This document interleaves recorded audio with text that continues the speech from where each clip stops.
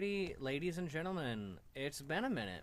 My name is Shad, and I am your host for this episode's Ram Relation. And we are joined by... Bryan. I'm Bryan Mohler. Yeah, Bryan Mohler, the Molster. He is, this is his first time... Molster? This is his first time being on Ram Relations in, like, the year and a half that we've actually had the show going. Yeah, we had an episode last semester with, 7 people on it. It was either last semester or I think it was fall because I think it was fall. That was when Sean and yes, it was fall. Jane were still there. So it was a year ago. It was a year ago, and it was I think it was the last Ram Relations we did that year. It was our last Ram Relations, so it was around a winter time, and I had radio written on my forehead in lipstick, and I shared a mic with Tripp. Yes. Yeah. That was definitely an experience. Yeah. Definitely. Yeah, but I feel like it wasn't really a good experience for you because we didn't really get to talk to Bryan. We didn't get to know Bryan in the way that we got to know, Jane, Sean, Natalie, and all those other people. Yeah. So that's what we're here for today. We're going to be doing some kind of basic questions and, discussions about relationships and whatnot to kind of get a feel for the type of relationship-type person Bryan is. Yeah. So I guess my first question would be... I guess very simple. Have you been in a relationship before? Super long term, no. My philosophy with that is I want to hit the nail on the head. Yeah, you want to get it just right. Yeah, exactly. So my thoughts with that is I draw a very distinct line between short term and long term stuff, and I draw a very fine distinct line between very emotional and not very emotional, if you catch my drift with that. Yeah. Right. So there has not been a long-term, very emotional relationship in my life. Yeah. Honestly, that makes sense, because I feel like when I think of, Bryan, when I think of, you and some other people that I've met, I think that they're, very similar to me in that they don't want to date around, right? Yeah. They don't want to just go and find, keep trying every single person. They want to just find the right person, stick with that person. To me, it makes more sense, right, to find the person you like and just stick to them. Yeah. Because essentially my philosophy is I don't believe in a destined soulmate type beat, but genuinely they're just types of people I don't get along with. Yeah. And there's at the same point types of people that you just click with. And I feel like banging my head against the wall is just getting me nowhere with some of that stuff. Yeah. It's why try forcing it when clearly this was never going to work. Yeah. And maybe that's part of just the way I am, right? I'm not the world's most rational person, but if you get it in my head and I start thinking about it, things like that will cascade very quickly into a cold, calculated XYZ needs to happen for me to continue to do this. And if that happens and I come to the conclusion it's not worth it, then I'm never going to recover from that. So the strategy is either don't ever think about it, which is not possible. Yeah. Or think about it before, and if it's not going to work out, just tell the other person that. Yeah. That honestly that makes sense. I can when you explain it to me, I can understand your process to that. Yeah. That kind of reminds me of a quote that I heard. This is a Steve Harvey quote, so you can take it with a grain of salt. Steve Harvey. And it was when a girl was asking about it was literally a girl asking about relationship advice with her man. Yeah. And I think Steve Harvey had I think his grandma or something like that, his mom or something, who was answering for him. Yeah. And she was like, "Honey, the man you had 80%. 80% of what you were looking for. Yeah. But he didn't have that 20. So then you found somebody with that 20 but not the other 80, and you said you're going to go with him because he has what you're missing. But you just got rid of 80. Yeah. And she was like, that's the problem with she's like, that's the problem with so many people is they want to try to find that 100. Honey, if you get 80, that's perfect. Yeah. Well, and the reality is people are fundamentally different from each other. Yeah. As much as you understand me and I understand you to some degree, there's something. There's just things I'll never know about everyone else, right? And there's some things on that same way, I understand your process and stuff. Yeah. We could be 40 minutes in and you say something, I'll be like, what? Hold on, slow down, yeah. But I feel to some degree, just the perspective of it all you're never going to find a person who's an exact match for you at every single point. Yeah. The part of that that's difficult is finding a way to understand that and get over it. Yeah.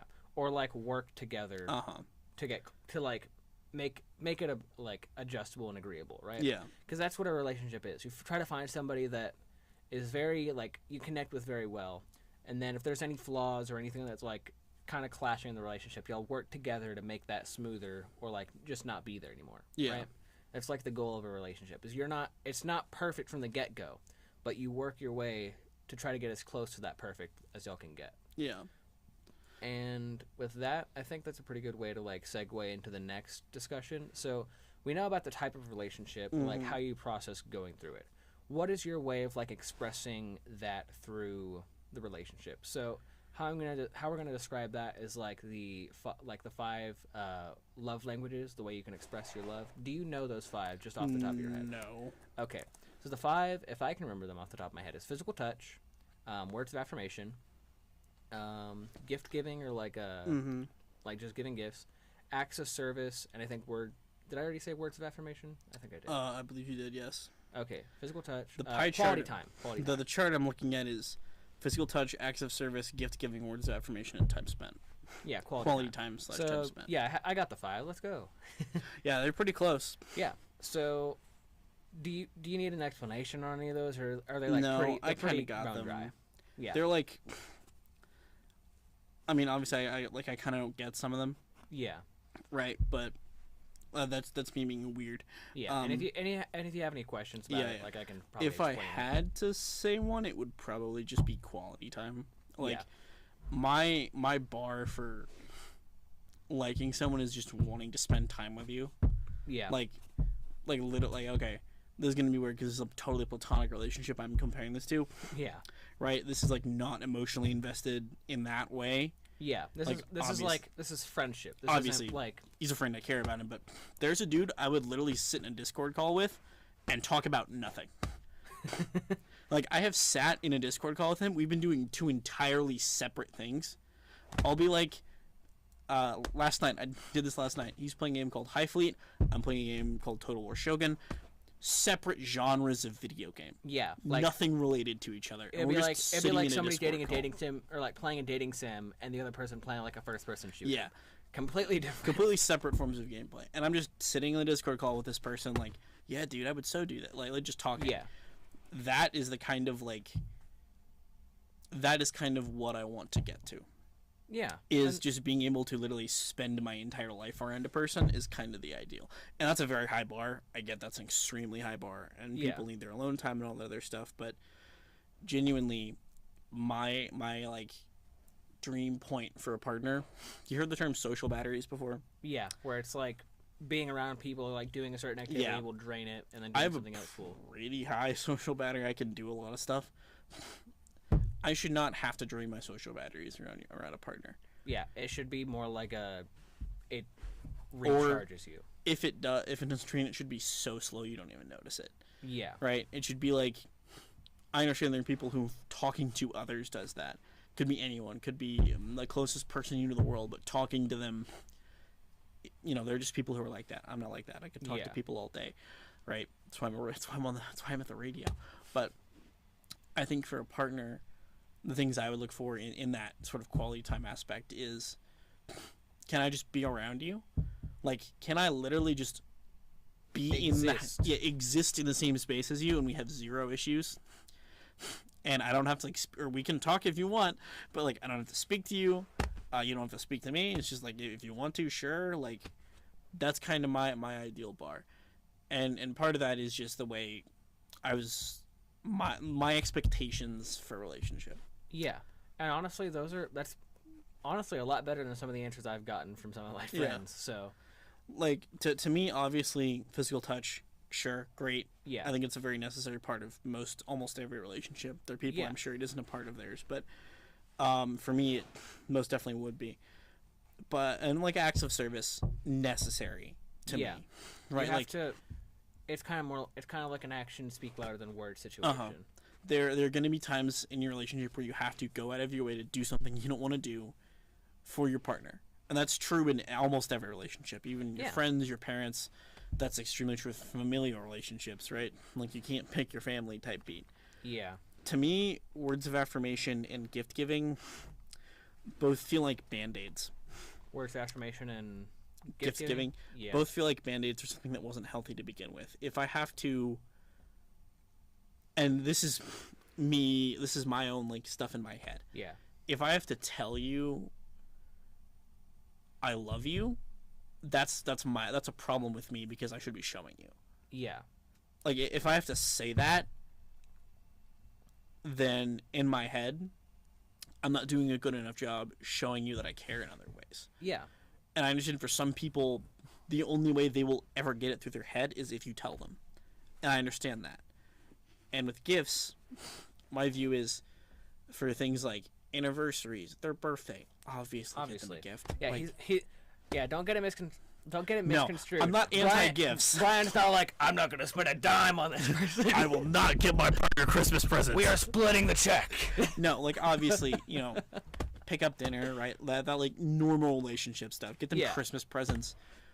But in my view, if you expect me to just randomly get you something every week, then I mean, maybe I could make that work. But especially every week.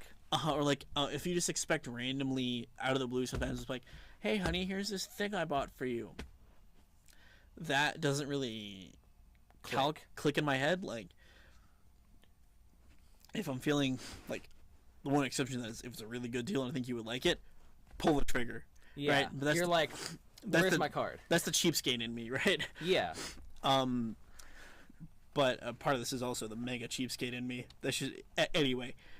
But with that, I feel like gift giving can serve a purpose.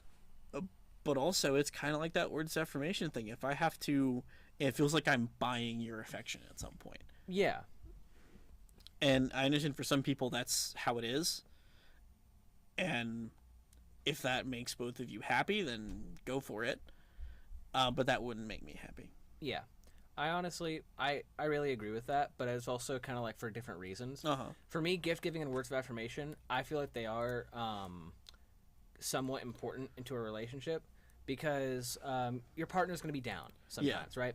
Or you're going to be down, and you're always going to want, and during those times, you're going to want words of encouragement or words of like, hey, I'm with you, I'm here to support you, I love you, like stuff like that, right? And that didn't really click in my head as part of what this is, because I actually agree with that. Yeah. Like, I think emotionally supporting your partner is probably the most important thing you can be doing. And to a degree, I think I like where you're going with that, because that didn't really pop up in my head. That pops in my head as stuff like just telling them like generalized affection, right? Yeah. I feel like what a lot of people think about with like words of affirmation and like gift giving is that those are more like, when they think of like physical touch, words of affirmation, like the love languages, I've seen that some people think of it as like ways to maintain a relationship instead of things you want to do for your partner, right? So like quality time, you want to spend your time with your partner. I want to if I want to be around this person. Yeah. Physical affection or like physical touch. Yeah. You want to be able to like hold their hand. You want to be able to like hug them, like stuff like that. You want to like physical affection, right? Words of affirmation. You want to be there to like emotionally support and be there for your partner and make sure that they know that. Yeah. Gift giving. That one, for me, it is probably on the lower end, but at the same time, I feel like it's still important because giving gifts, especially if you're creative about it or some way like you enjoy doing it, it can be a way to show your investment and understanding of the person. And to a degree, I believe that the other four things in that love languages can be gifts in themselves. Yeah, they are. Right, so something like going on a vacation with somebody. Precisely. So. If you have a spouse and you tell them, oh, hey, we're going to a place this weekend. We'll be home sometime Sunday. I'm not going to interrupt your life schedule for this. You're free this weekend. We're going to go out and do a thing. And you didn't know about it, and it's a fun little gift, and you didn't have to worry about it, and I planned it, and I paid for it. To me, that's perfect. Yeah. That's a gift. That's time. That shows you care. Like, I think part of my perspective with this is, to me, these seem like one of them will stand out to everyone as the thing you enjoy doing most, But all of these are somewhat crucial. All of them are required to a degree to maintain a healthy relationship. And sometimes they coincide with one another. Precisely. Like physical touch, you can't really physically touch them unless you're in the same room with them. Yeah. Yeah. Words of affirmation, again, quality time. Yeah. That's one of the things that I actually discussed last year. I was like, the reason why I put gift giving and like words of affirmation lower on my like rankings, because I think they're like either 3 and 5 or like 4 and 5. The love language power rankings. Yeah, no, I was like, if you had to rank them from like most important to you and like, or like the one you use the most and the one you use the least, what do you do? And I was like, those are the lowest for me, but that's because I'm thinking about them individually. Gift giving and words of affirmation, I feel like those are always complementary. Like they're very complementary. Whenever you give that, more often than not, you could probably label it as something else with that on the side, right? Exactly. It's quality time and a gift, or or words of affirmation and a gift, or like words of affirmation, or like physical touch and words of affirmation. Like right? like if your spouse is like having a breakdown, right? Yeah. You're probably gonna be like, you're gonna tell them like, it's okay, it's okay, yeah, you're fine. It's gonna be fine. But you're not gonna be doing that like standing away from them. You're gonna be like hugging on them, like making sure they feel physically and emotionally everything supported. will be perfectly okay. I believe in you. You can do this. You can be like, oh no, baby. Yeah. Right? Like now I just can't get out of my head the idea of like somebody completely monotone, just like the other side of the room, like on their phone. You've got this, sweetie. Well, but I think that's. And I think some of the horrific realities are people like that. Yeah, there are people like that. And those people have just as much of a right to be like happy as everyone else, but it's a lot harder if that's what you're doing. Yeah, you're gonna need to find. You're probably gonna need to find that like-minded individual more than some other people. You're gonna need to find someone equally disinterested. Like you're gonna need to find someone who's never gonna have a breakdown. Like either that or it's like that actually works for them. They're like, it's like monotone, just like, you've got this, sweetie. I believe in you. Just like, thank you. I think the character we've superimposed here is just like emotionally void. But emotionally void. It's just they're beyond like psychopathy. So like they're truly enlightened. They've given up earthly attachments. They're like everything will be okay. And like genuinely believing like, oh yeah, it's fine. They're like, this is like a net neutral for your karma. This is a neutral action, honey. Stop breaking down. You're just adding to your cycles of guilt. Somehow we pulled this back to the ridiculous pre-show conversation we had. We somehow pulled this back to somewhat Buddhist relations. Buddhist relations. But yeah, it's... Anyways, if you had to rank the 5... I would go quality time, physical touch, acts of service, words of affirmation, gift giving. Okay. I think... genuinely, that's probably my exact ranking for them. If not, I think I might have swapped around active service and physical touch. And that's understandable. Yeah, and it's also because of like a personal thing. When I was young, I didn't really like. I'm literally not playing with the mics, Harry. He's mad because I'm like twirling my mic thing, and it's not really that bad. He's not loosening it. He's not like. Okay, I am loosening it. He's loosening it, but he's not like taking it apart. He's like. Yeah, I'm not. Fun fact. This we need to move on. This is dumb. Yeah. Continue. Yeah. For me, like when I was really young, I didn't really hang out with that many friends outside of school. I don't really think I had many growing up. One of my sisters was like so old. She was like, I want to hang out with my baby brother. That's like lame. And the other one was already going through her phase of like, everyone stay away from me. Mom and Dad, you don't understand me. My little brother's cringe. Yeah, either that or it's like I hate everybody, especially like younger siblings phase. I'm kind of in a similar boat, but I didn't have siblings. Yeah. You had a hate everyone phase? Yeah, but I had 2 friends until my sophomore year of high school, basically. Yeah. Or, no, I had 2 friends until 8th grade, and then I got 2 different friends. Yeah. My thing was just like, in my family, we like to, like, they have a philosophy of, like, family comes first. Yeah. And it's like, if your dad's deciding to, like, work on the yard today, you're expected to be there to help, or be there if you need to help, right? And because of that, it was very hard for me to be able to like go to a friend's house. Yeah. So I don't really think I went to a friend's house. Like I've never had like a sleepover or anything. Really? Yeah. That's Shad, I'm so sorry.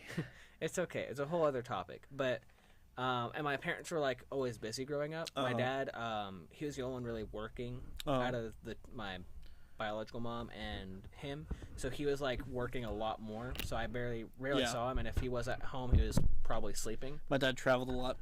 Yeah, so you understand like not having your dad around that often. And then my mom was just doing whatever she was. I don't really remember, so I didn't get a lot of like physical or like a lot of attention really.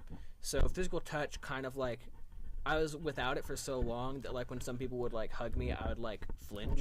Yeah. And like it still kind of happens if like if you hug me and I'm like I don't notice you. I'm like But yeah, I still it's like kind of like a touch starve but like don't know what to do situation.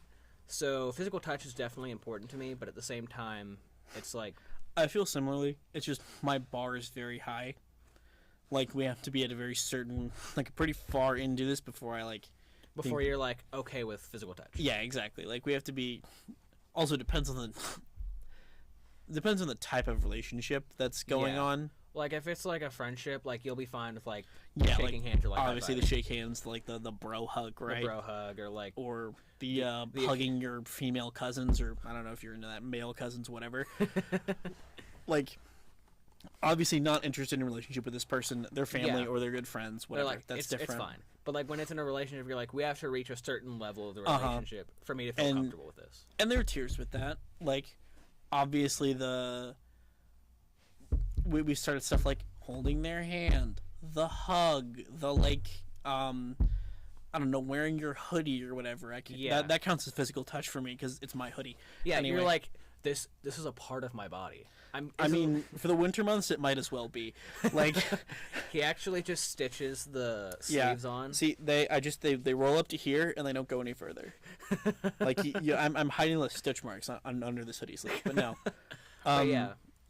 Largely because my experience with physical touch like that is with people I'm very close to, right? Like in your life. So I kind of agree is maybe strong, but I understand where you're coming from. Yeah, it's like we both. It's kind of like that's kind of like another thing with like just people, right? We come to the same conclusion, but we have a different route to get to that answer. Because I want to keep it very honest with you. I don't have any siblings. Yeah, I got as much attention as was required. Right, like that's the only child paradox is this person attention starved? No. Yeah.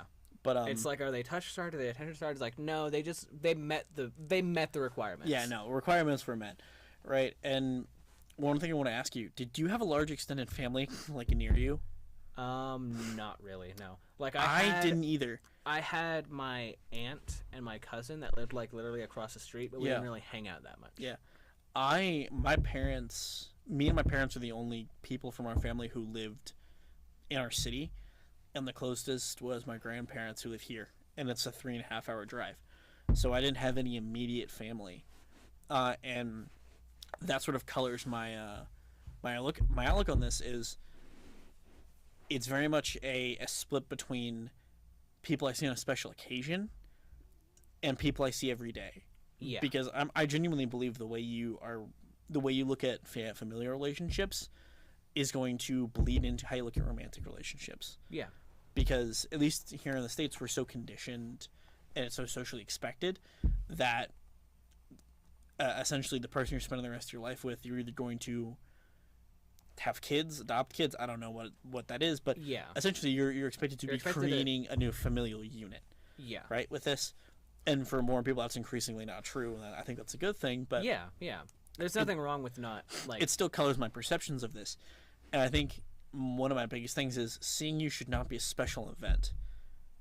Like in my head, right? Yeah, it shouldn't be like... It should be a thing I do every day, and it can be the best part of my day. Yeah. But seeing the partner should not be like going to see my grandparents, where it happens. Yeah, you're like, oh my gosh, I get to see you. Yeah, like it should not be an event I have to plan. It should just be, hey babe, can I come over? Yes, right. Or it's like, hey, when are you gonna be home? Yeah, it's like, hey, when can I be around you? Because like obviously, just barge into your partner's work environment. That's cringe, but I feel like that's kind of important, and that was something that's just from my background of. Yeah, and I kind of like I have my own like ideology on that.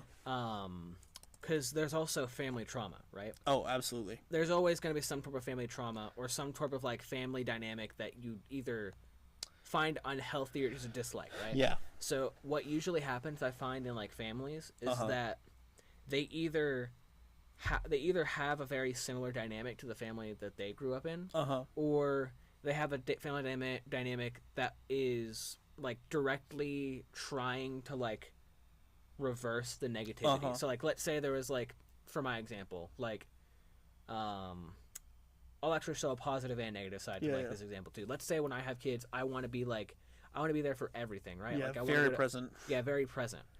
Instead of them being like maybe attention or like touch starved, they may think like, oh my gosh, I have like overbearing parents. My so dad crazy. is here 24/7. He's at everything. Can I have my own thing? Yeah. And like, since I'm self-aware of that and like I'm self-conscious of that, that might not happen. But at the same time, it could still like subconsciously happen to a certain degree. Well, and that bleeds into your relationship with your partner too, because if you have an expectation of, I want to be around as much as possible, I want to show I care, because something I was deprived of early in my life in those relationships was people being present. It could come off as like it's overbearing or clingy, right? And balancing that with your partner's feelings can be very difficult. Yeah. At least in my opinion, it can be very difficult. I think my main takeaway is people are hard, man. People are difficult. Like they're and to a degree. It is both a beautiful and frustrating thing how complex the human mind can be. Yeah, like a person is just like a big bag of emotions, basically. They're a big bag of emotions and nervous system. Yeah, and like finding the person you like and want to spend your time with and helping, and people can be. I'm trying to find the right way to say this, but people can have issues and can have damage that they don't realize. Yeah. They have their own challenges. That's perfect. That's what I was looking for. And finding the person who you can maybe not fix but help and that you care about can be so hard. Yeah, finding the relationships that can help you, like, support and help you overcome those challenges in life. Yeah, precisely. So there's that discussion. We're doing good on time. So we are probably like 15 minutes? Yeah, we have about something like that. We have about like 15, 20 minutes left, somewhere around there. Yeah. So I guess we actually could go into a discussion with this. I want you to take like, what are like 5 essential parts to any relationship, right? Yeah. If you had to like put them into like one word categories, and then so like the opposite of a red flag, basically. Yeah.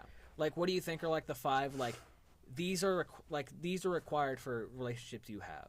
I feel like one that we can probably both get out of the way is communication. Oh, absolutely. Yeah. If you don't, no relationship works without communication. If you don't let me know what is happening with you, or what, like, basically, my outlook on this is problems are going to happen. Life happens to people. Stuff comes up. If you don't let me know that's happening to you, how could I possibly support you doing that? Yeah. And that's a big one to me, is communication. Probably one of the things I would look for would be someone who is at least making an effort to be happy about themselves. Yeah. Like sort of the classic adage of you can't love someone else until you love yourself. I don't super buy that. But what I do buy is stuff like that, or are they in a place where they're willing to try? Like, are they in a place to make a conceited effort to make themselves better, and how can I help them do that? So I know as a word that would be self-improvement. Yeah, self-esteem maybe. Self-esteem, self-respect, self-love. My thing might actually not be the existence of it, or willingness to let me help you.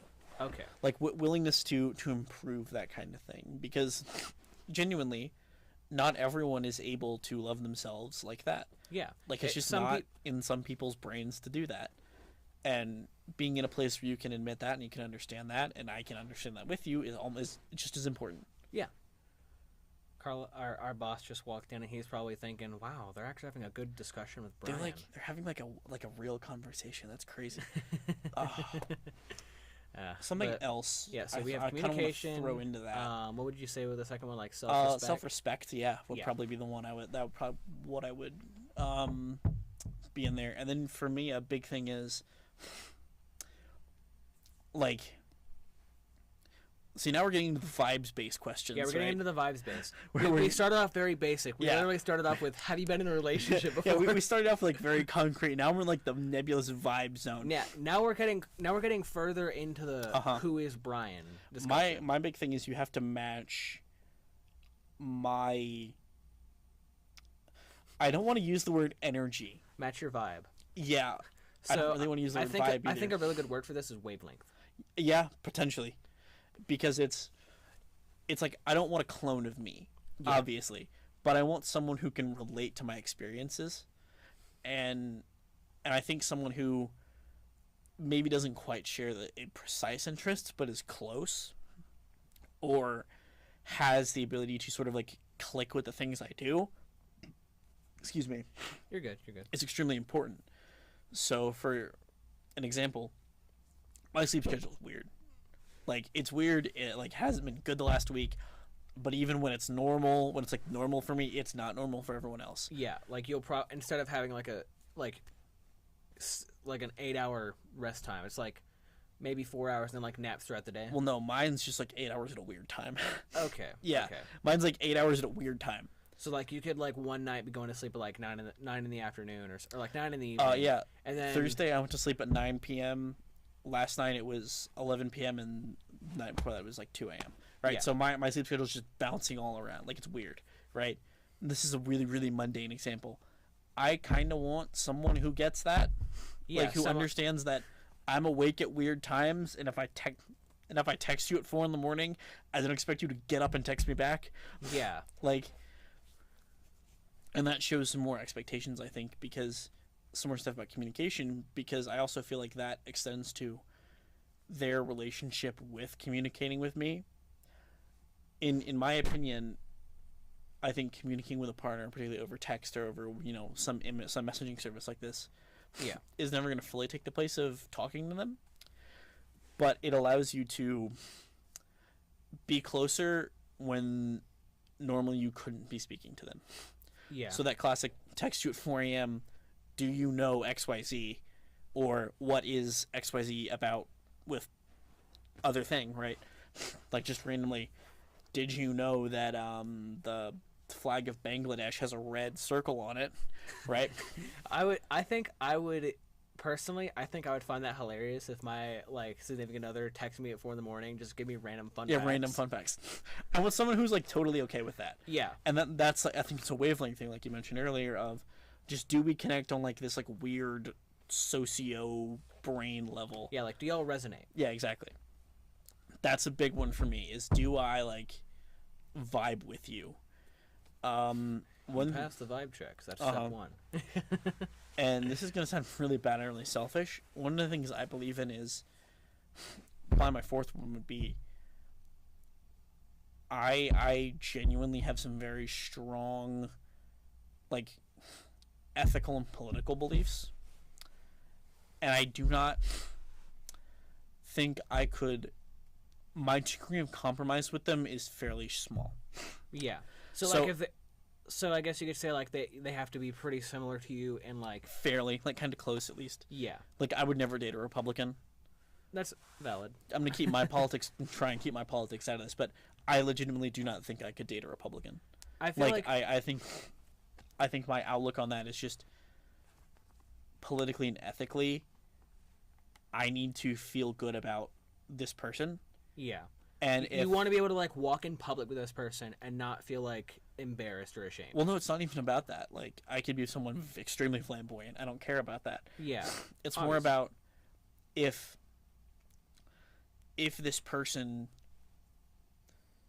genuinely, if I think this person is, like, ethically not okay. If you think they're, like, a morally bad person. Yes.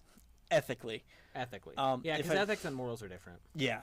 And morality is a whole other situation. But I think ethically, if they don't align with my principles on some of these things, and they're not willing to change, or I'm not willing to change for them, that's not going to work. Yeah. And that's part of the resonance thing, is if we get to this and we get down to certain things and you're just like, incompromisable with me, Yeah, you're like, I'm absolutely never gonna be able to do that. yeah, that's kind of a deal breaker. Like with certain people in life, it's not, because I can't pick them. Yeah. Like I can't pick what your parents believe. or my cousins or my aunts or whatever. Yeah. I can't pick them. I'm stuck to them forever, right? I can turn the other cheek for that one. If I'm choosing a person to be with, I don't want to fight about politics. We need to be on the same wavelength about that, and we can't fight about ethics. Or at least like for politics side, y'all may like have a couple of disagreements, but it's not And that's like okay. It's not like It's both not- of you are like. It's not like every single thing it's clashes. I'm gonna use my own parents for this. One of my parents, very pro gun. One of the other parent, not so pro gun. Yeah. It's not a relationship ruiner, because on basically everything else they're pretty aligned. Yeah. Like obviously there are issues that can be deal breakers, but It's like one of us is from America, the other one is from Bangladesh. Can you tell who's who? dude, one of my parents, Shad, have you seen me? No, I I'm haven't. the whitest person on earth. Yeah. One of us is from the UK, one of us is from America. But one of them's a school teacher, the other one's not. So one of them's Yeah. very anti-gun. But like genuinely, I would be willing to compromise on some things, but there are just things that I could never compromise on. Yeah. And I feel like for me personally, like political stuff can and cannot be a deal breaker, because I would say I wouldn't say I'm apolitical. I would just say I'm not directly subscribed to one party specifically. Yeah. I'm kind of like a pig at both. Like, I don't know if you've seen this. It's like a comedian was talking about like a buffet line with like but instead of that, Enlightened centrism. yeah, something like that. Yes. It's like ooh, that's yucky. You can keep that. Ooh, I'll Yeah. take some of that. Yeah. I'm gonna take a lot of this. I feel like what's best in my personal mind doesn't directly align itself with a specific political party. And I'm going to keep it so real. I'm a bit of a radical, Yeah. right? Like, we don't need to talk about that, but that's where I'm willing to change on some of this and mellow as you get older. Like, that just happens. Right? Like, I'm 20. I'm in, like, the very burning fire part of my political life. You're in the red hot, like, Yeah. political era. Red. Anyway. And my final one is... Oh, God, I don't want to say hotness, because it's not really a priority for me. Like, I'll get over it if you're super ugly. You could. I think a good word would be attraction, because That's a good... Because it doesn't necessarily... because attraction doesn't have to just be physical. It can be like, for me, one thing that would probably be very difficult is just like somebody who cannot understand any single joke I send at them. Yeah. Like, if they have no sense of humor, like Deal breaker. They're not comically intelligent. they're not They don't get the bit. They're not comically attractive to me. That's kind of a perfect synopsis of where I was going to go, was you don't have to be super duper hot. Like, you don't have to be like, You don't have to be supermodel. Yeah, you don't have to be like an Amazonian goddess. If you are, hit me up. Anyway, you don't have to be like super duper hot, but I have to be attracted to you. Like, I can't just force myself to like a person. Yeah. Right?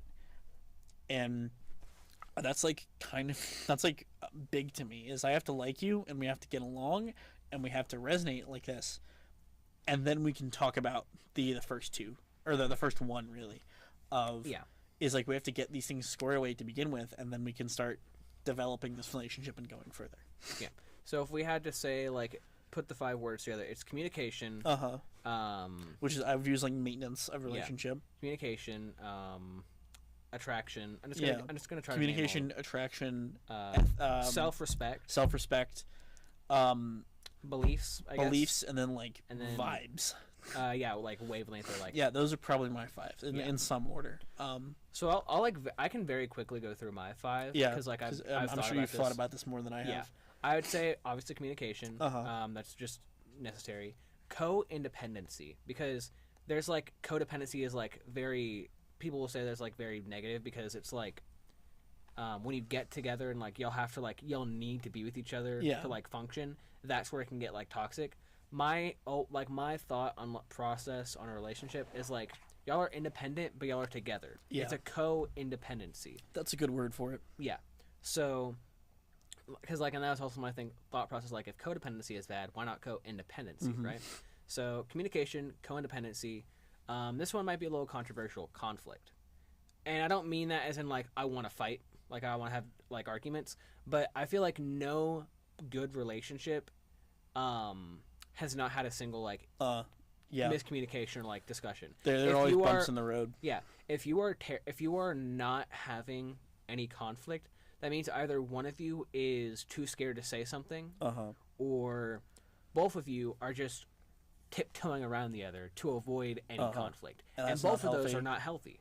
So conflict, you need to be able to like healthily discuss things, like debates, like actual debates, not like... You need to be able to talk to each other about things that are different. Yeah, and when I say conflict, I'm also not meaning like y'all are having a screaming match. It's more like, hey, we've been saying like every other week we'll do dishes. I've been doing the dishes for like the past few weeks. Is everything okay? Yeah. Like that's a healthy way to have I think conflict. we should hire my weird friend from across the street to watch our dog. I think we should board the dog. And then you come to the conclusion of we should just take the dog with us. Like that's healthy conflict resolution. Yeah. So communication, codependency, conflict. Another one is I wouldn't say empathy, but it's more like understanding. We need to be able to understand one another, because if we don't understand one another, we can't communicate with one another, right? Most of these come back to communication. Yeah. And then the last one, I guess it would have to be attraction, if I had to put one. I had a different list before, but these are like very like on the same like beat.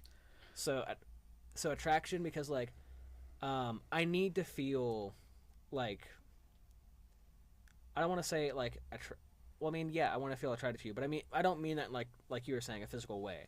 I want to be like emotionally attracted to you, and like intellectually attracted to you. Like, the way I think about it is I have to like you, and I have to like all of you.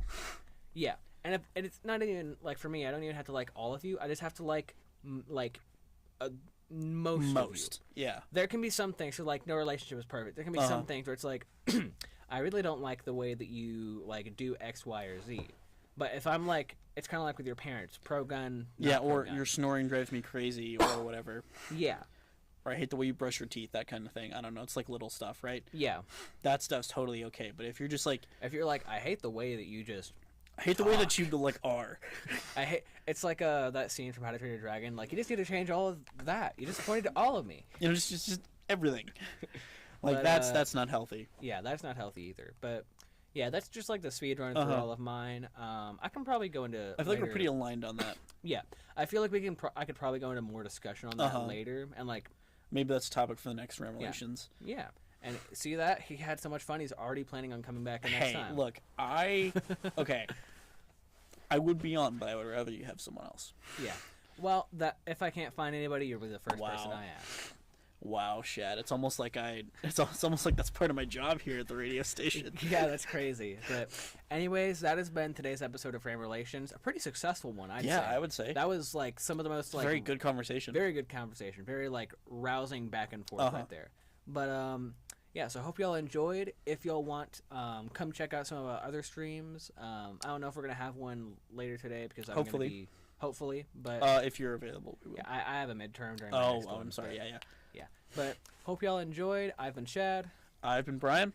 And we will see y'all next time. Take care.